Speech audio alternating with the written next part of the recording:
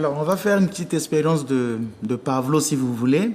Alors, lorsqu'un chien entend le bruit de la chaîne de sa laisse, quand son patron, son maître commence à remuer la chaîne de sa laisse, le chien va commencer à bondir de joie.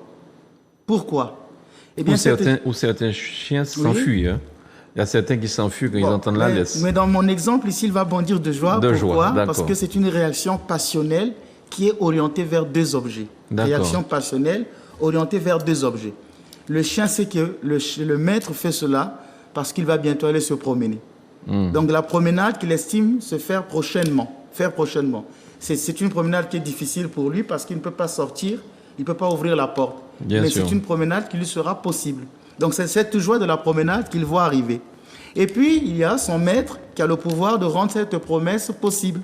Donc ici il y aura deux objets. Il y aura l'objet formel terminus, qu'on appelle en latin le quod, ce qui veut dire c'est la promenade. C'est l'objet formel terminus. Mais il y aura l'objet formel moyen, qu'on appelle le quo, c'est le maître. Maintenant, si on doit revenir à l'espérance que nous sommes en train de traiter aujourd'hui, l'espérance aura aussi un objet formel terminus qui est Dieu. Et il y aura des moyens, la haine du péché, la fuite des tentations, ainsi de suite. Mais on va y revenir. L'espérance, ce n'est pas l'espoir. L'espoir, on peut dire que c'est le mot laïque de l'espérance, mais ce n'est pas vraiment ça. Parce que l'espérance est tournée vers Dieu, vers le royaume éternel, le royaume de Dieu, le paradis.